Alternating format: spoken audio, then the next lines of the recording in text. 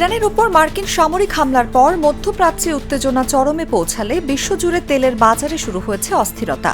সরবরাহ শৃঙ্খলে সম্ভাব্য ঘাটতি ও মূল্য বৃদ্ধির চাপ সামাল দিতে জরুরি পদক্ষেপ নিয়েছে ওপেক জোট।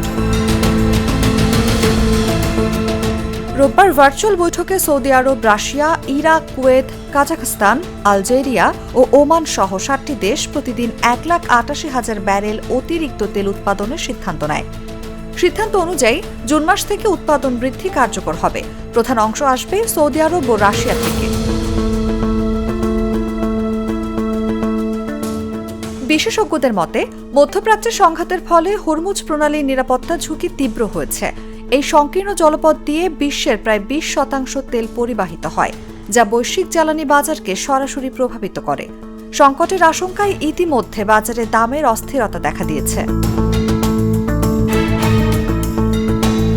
এদিকে যুদ্ধের প্রভাবে যুক্তরাষ্ট্র জ্বালানি মূল্য বেড়ে প্রতি গ্যালন গ্যাস $4.45 পৌঁছেছে, যা যুদ্ধ শুরুর আগে ছিল $2.98।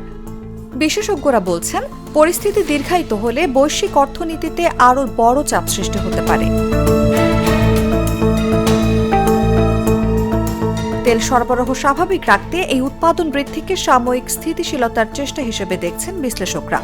তবে ভূ রাজনৈতিক উত্তেজনা পরিস্থিতিকে এখনও অনিশ্চিত রেখেছে। নিউজ ডেস্ক, জাগো নিউজ। ইউরোপ, এশিয়া, আমেরিকা, যেখানে যাই বিশ্বের 145টি দেশে আজ ফ্রুটো পাই।